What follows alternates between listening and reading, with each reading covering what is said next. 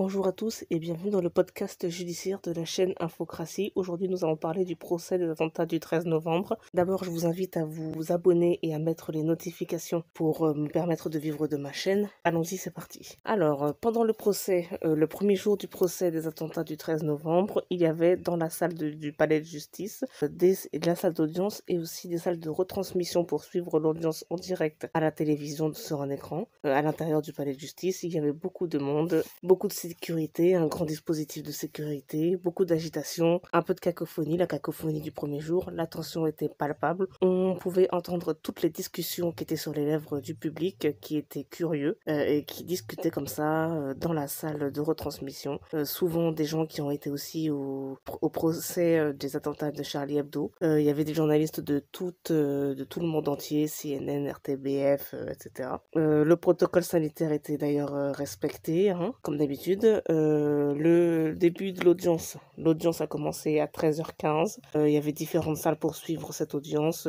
Une salle pour le public, plusieurs salles pour le public, une salle pour la presse accréditée, une salle pour la presse non accréditée. Dès le départ, Salah Abdeslam a fait comprendre qu'il était sûr de lui, qu'il n'entendait pas se laisser faire, qu'il entendait répondre. Il avait les cheveux longs, gominés, une barbe et un t-shirt noir. Il a dit qu'il allait parler, qu'il souhaitait parler pour l'instant. Lors de la procédure de revue des identités des prévenus et des accusés, Salah Abdeslam a été loin d'être impressionné par le juge et par la procédure. Il avait déjà dit par ailleurs avant qu'il ne reconnaissait pas la justice des hommes et il a déclaré lors de cette audience du premier jour du procès « Le nom de mon père et le nom de ma mère n'ont rien à voir avec le procès, n'ont rien à faire ici et j'ai délaissé toute profession pour devenir un combattant de l'État islamique. » Donc Salah Abdeslam maintient ses positions idéologiques devant le tribunal qu'il a décidé de transformer en tribune politique. Le président de la Cour a quand même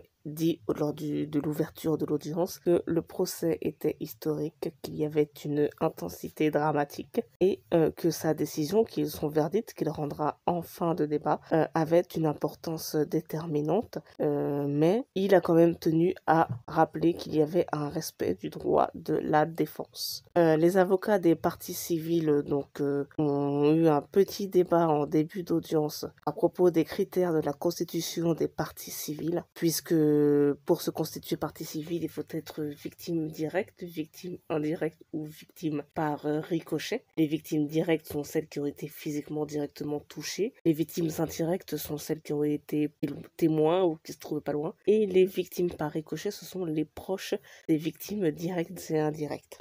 Or, il y a eu un avocat de partie civile qui a soulevé la question de la possibilité d'une constitution de partie civile pour les personnes morales, typiquement la société d'exploitation du Bataclan et les différentes sociétés, des restaurants et certains avocats des autres parties civiles ont été choqués qu'on puisse mélanger comme ça les dommages subis par des entreprises avec la douleur des victimes qui se sont constituées partie civile pour ce procès. Le parquet néanmoins ne s'oppose pas à ce qu'on traite de cette question et ne s'oppose pas non plus à un report et beaucoup ne voient pas le problème à ce qu'on puisse traiter de cette gestion des parties civiles. Beaucoup d'avocats ont demandé l'assistance judiciaire provisoire.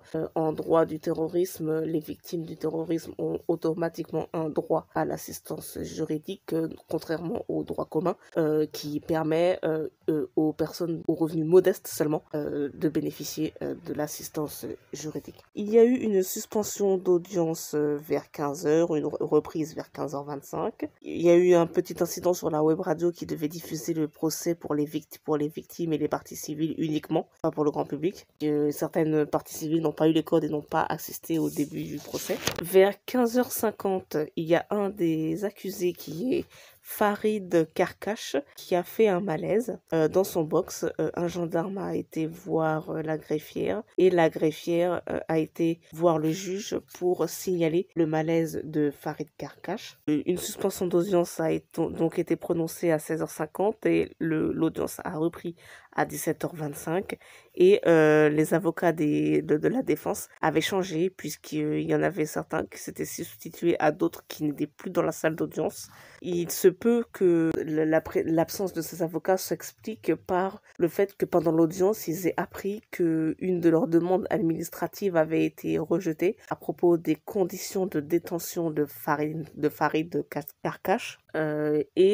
Quand on est revenu à l'audience après le malaise de Farid Karkash, les avocats de la défense sont montés au créneau auprès du juge pour dire que les détentions de Farid Karkash étaient assez inadmissibles, que leur demande avait été rejetée à propos des conditions de détention, à propos de l'isolement, de la mise en isolement de Farid Karkash, et les avocats de la défense ont directement mis en cause le juge en rappelant qu'il avait estimé lui-même, le juge, que les conditions de détention de Farid Karkash étaient dignes selon les mots utilisés par le juge. Et donc les avocats comme ça ont mis en cause le propre juge et ont mis le malaise de Farid Karkash sur le compte des mauvaises conditions de sa détention et comme la pratique des fouilles au corps et sa situation carcérale en général. Les avocats ont mis en garde les magistrats en disant que sa situation carcérale pouvait conduire à la multiplication de ce genre d'incidents. Et donc ils ont demandé au juge d'entreprendre une discussion avec les autorités carcérales en vue d'améliorer les conditions d'incarcération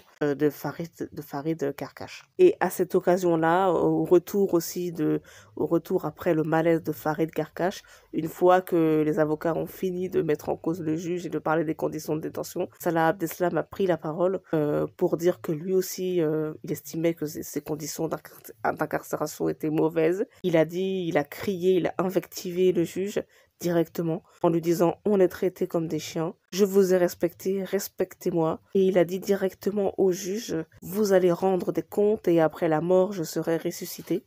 Il a dit « Ce combat que je mène avec l'État islamique, c'est parce que vous nous empêchez de nous défendre ». Et donc voilà, ça confirme que Salah Abdeslam a l'intention de transformer son procès en tribune idéologique en faveur de l'État islamique, puisqu'il a dit qu'il était un combattant de l'État islamique. Voilà pour aujourd'hui. Je vous rappelle de vous abonner à ma chaîne pour me permettre d'en vivre et je vous dis à la prochaine fois pour un nouveau podcast ou une nouvelle vidéo.